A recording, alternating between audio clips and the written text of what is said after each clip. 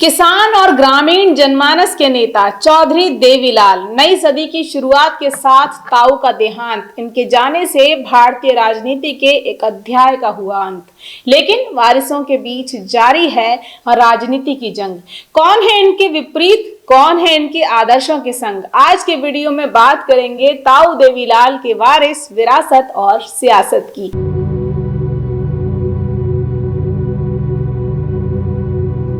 नमस्कार, आप देख रहे हैं देश रोजाना। मैं हूं स्मिता सिंह। हरियाणा में हर तरफ परिवर्तन यात्रा की बात हो रही है, जिसे ओम प्रकाश चौटाला के छोटे बेटे अभय चौटाला कर रहे हैं। खुद ओपी चौटाला ने ही यात्रा को सिंगार से हरी झंडी दिखाई। सितंबर में इनेलो की इस परिवर्तन यात्रा का समापन होगा, जो देश प्रदेश की राजनीति में कई परिवर्तनों के लक्ष्य उद्देश्य के लिए प्रदेश की सभी 90 विधानसभाओं के गांवों और शहरों कस्बों से होकर गुजरेगी। कुछ अपनी कहेगी, कुछ जनता की सुनेगी समझेगी, और परिवर्तन हुआ तो जनता के किए अपने वादे पूरे करेगी इनेलो। ऐसा पार्टी के नेताओं चेहरों का आश्वासन है, प्रॉमिस है। ये सब कुछ आप खबरों में सुन रहे होंगे, देख रहे होंगे, लेकिन इस बीच कुछ सवाल जिनके जवाब पुरानी पीढ़ी तो नहीं मांगती, लेकिन नई पीढ़ी पूरी तरह नहीं जानती। हालांकि चौधरी देवीलाल एक ऐसा नाम है जिसे हरियाणा के गांवों कस्बों का कण कण पहचानता है। फिर भी आज के इस वीडियो में उन्हीं ताऊ देवीलाल और उनके वंशजों की बात करूंगी। कौन राजनीति में सक्रिय है, कौन सियासत से दूर है, सब कुछ बताऊंगी। वीडियो पसंद आए तो लाइक और शेयर जरूर करें। चैनल पर नए हैं तो सब्सक्राइब भी जरूर करें। तो चलिए बात करते हैं चौटाला परिवार यानी ताऊ देवीलाल के परिवार के इतिहास की। चौधरी देवीलाल, जिनका वास्तविक नाम था देवी दयाल। चौधरी देवीलाल का जन्म 25 सितंबर 1914 को हरियाणा के सिरसा जिले में आने वाले तेजा खेड़ा गांव में हुआ था। उनके एक भाई भी थे जिनका नाम था साहिब राम। माता का नाम था शुगना देवी और पिता का नाम लेखराम। महात्मा गांधी के आह्वान पर 1929 में दोनों भाई पढ़ाई छोड़कर स्वतंत्रता आंदोलन की गतिविधियों में भाग लेने लगे। इस दौरान दोनों भाई कई बार जेल भी गए। आजादी के बाद चौधरी देवीलाल किसानों की आवाज बने, किसान आंदोलन किया। एक अलग राज्य के रूप में हरियाणा के गठन के लिए भी निर्णायक और सक्रिय भूमिका उन्होंने अदा की। इसीलिए इन्हें हरियाणा का निर्माता भी कहा जाता है। चौधरी देवीलाल की राजनीतिक पृष्ठभूमि सभी जानते हैं। आजादी के बाद 1952 में पहली बार पंजाब विधानसभा के सदस्य बने। फिर 1956 में पंजाब कांग्रेस के अध्यक्ष और फिर पंजाब से अलग हरियाणा राज्य बनाने की जंग छिड़ी, जो सफल हुई और 1966 में हरियाणा राज्य का गठन हुआ।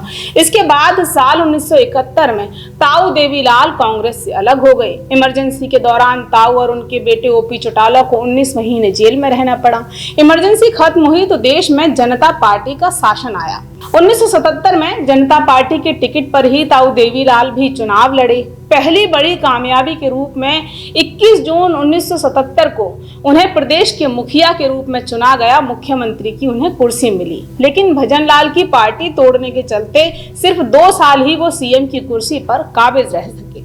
इसके बाद साल 1987 में उन्होंने लोकदल का गठन किया और इसके साथ ही हरियाणा में सरकार बनाने में भी उन्हें कामयाबी मिली और फिर से स्टेट के सीएम बने। इसके बाद 1989 में ताऊ देवीलाल जनता दल सरकार में शामिल हो गए। उन्हें वीपी सिंह और चंद्रशेखर सरकार में डिप्टी पीएम का पद मिला और बेटे ओम प्रकाश चौटाला बने हरियाणा के सीएम।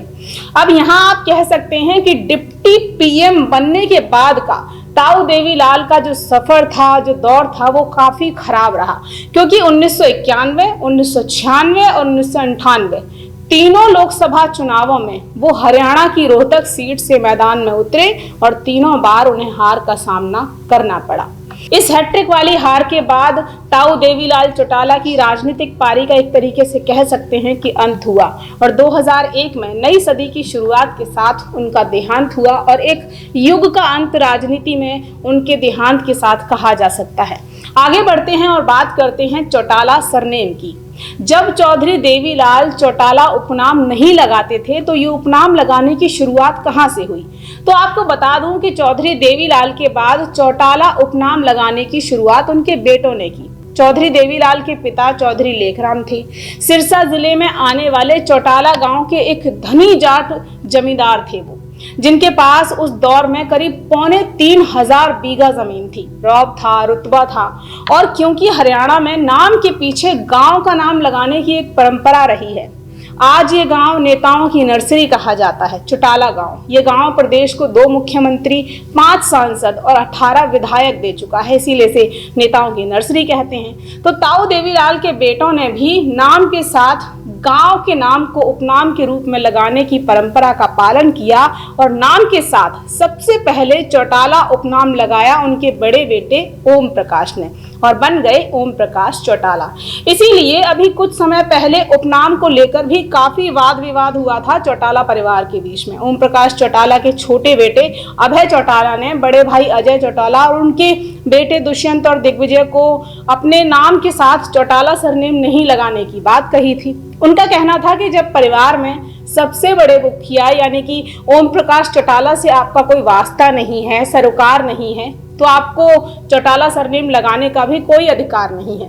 इसे लेकर बाद में खूब वाद विवाद हुआ, दोनों तरफ से काफी नोक-झोंक सुनने को आई। वैसे ओम प्रकाश चौटाला के दोनों बेटों में असल में जो फूट पड़ी और जो जग जाहिर हुई उसकी शुरुआत हुई थी साल 2013 में, जब ताऊ देवीलाल की राजनीतिक विरासत के दोनों वारिस यानी बेटे ओम प्रकाश चौटाला और पोते अजय चौटाला जेबीटी घोटाले में दोषी साबित हुए और उन्हें 10 साल के लिए जेल जाना पड़ा। इसके बाद इनेलो की कमान अभय चौटाला के हाथों में आ गई। अगले ही साल यानी 2014 में अजय चौटाला के बेटे दुष्यंत चौटाला लोकसभा चुनाव में मैदान में उतरे और हिसार लोकसभा सीट से कुलदीप बिश्नोई को पछाड़कर सबसे युवा सांसद वो हिसार के बने। दुष्यंत तो सांसद बन गई, लेकिन प्रदेश में हुए विधानसभा चुनाव में पार्टी 2 भागों में बंट गई और इसी वजह से पार्टी को हार का सामना करना पड़ा। 2018 में पार्टी फूट की खबरें फैली तो ओपी चौटाला ने बड़े बेटे के दोनों बेटों दिग्विजय और दुष्यंत को इनेलो से बाहर का रास्ता दिखा दिया और इनेलो पूरी तरह आ गई छोटे बेटे अभय चौटाला के हाथों में। इनेलो से बाहर होने के बाद दिसंबर 2018 में ही ओपी चौटाला के पोते दुष्यंत चौटाला ने जेजेपी यानी जननायक जनता पार्टी की नींव रखी और देखते ही देखते जननायक जनता पार्टी हरियाणा की तीसरी प्रमुख पार्टी बनकर उठ खड़ी हुई। देवीलाल जी के एक बड़े बेटे तो ओपी चौटाला हैं, लेकिन इनके अलावा इनके कुछ और बेटे हैं, वो हैं 3। सबसे बड़े बेटे ओम प्रकाश चौटाला, दूसरे नंबर पर स्वर्गीय प्रताप चौटाला, तीसरे बेटे हैं रंजीत सिंह जो कि कांग्रेस में हैं और चौथे बेटे हैं स्वर्गीय जगदीश चौटाला। ओपी चौटाला के परिवार के बारे में वैसे ज्यादा बताने की जरूरत है नहीं, फिर भी बता देती हूँ कि इनके 2 बेटे हैं, अजय चौटाला और अभय चौटाला। दोनों को आप अच्छी तरह जानते हैं। अजय चौटाला फैमिली और अभय चौटाला फैमिली में सियासी मैदान में 36 का आंकड़ा है। अजय चौटाला परिवार की पार्टी है जननायक जनता पार्टी। अभय चौटाला परिवार की पार्टी हो गई है इंडियन नेशनल लोकदल इनेलो। इसके लिए अक्सर अजय चौटाला परिवार ये कहते सुना भी गया है कि पूरी इनेलो, विधायक, झंडा ढंडा सब कुछ उन्होंने अभय चौटाला को दे दिया है। आगे बढ़ते हैं। अजय चौटाला जिनकी पत्नी है नैना चौटाला, इनके 2 बेटे हैं दुष्यंत चौटाला और दिग्विजय चौटाला। अभय चौटाला की पत्नी है कांता चौटाला, इनके भी 2 बेटे हैं कर्ण चौटाला और अर्जुन चौटाला। इस वक्त आप इन्हें देख भी रहे होंगे परिवर्तन यात्रा के दौरान। देवीलाल जी के दूसरे बेटे हैं स्वर्गीय प्रताप चौटाला, उनके भी 2 बेटे हैं जितेंद्र और रवि, दोनों बिजनेसमैन हैं। अभी कुछ साल पहले ही रवि चौटाला की पत्नी सुनैना ही इनेलो से जजपा में जो नैना चौटाला हैं उनके सामने सियासी मैदान में उतरी हैं। अभी इस वक्त परिवर्तन यात्रा में आप सुनैना चौटाला को देख भी रहे होंगे। तीसरे बेटे हैं रंजीत सिंह, इनके भी 2 बेटे हैं संदीप और गगनदीप। संदीप का स्वर्गवास हो चुका है और गगनदीप एक बिजनेसमैन है। चौथे बेटे स्वर्गवासी जगदीश, उनके 3 बेटे हैं आदित्य, अभिषेक और अनिरुद्ध। आदित्य भाजपा से जुड़े हुए हैं जबकि अभिषेक और अनिरुद्ध दोनों वकील हैं। यानी मोटा मोटी कहें तो ताऊ देवीलाल की राजनीतिक विरासत, जिसे फूट में ही सही लेकिन जो कर्मठता से संभाल रही है वो है ओपी चौटाला की फैमिली। लेकिन दोनों बेटे अजय और अभय, फिर इनके भी चारों बेटों में राजनीति के मैदान में 36 का आंकड़ा है। एक ही परिवार के होने के बाद भी सियासी सवालों पर वार पलटवार का दौर दोनों के बीच चलता रहता है। लेकिन आगे खत्म होगा या और प्रबल होगा ये कहना मुश्किल है, क्योंकि सियासी मौसम में बेमौसम बरसात, रार, दोस्ती बिना बिजली चमके, बिना गरजे हो जाती है। अभी के लिए इतना ही, फिर होगी मुलाकात किसी ऐसे ही नए दिलचस्प मुद्दे के साथ। देखते रहिए देश रोजाना। चैनल सब्सक्राइब नहीं किया है तो भाई सब्सक्राइब करिए, वीडियोस को लाइक और शेयर करते रहिए। नमस्कार।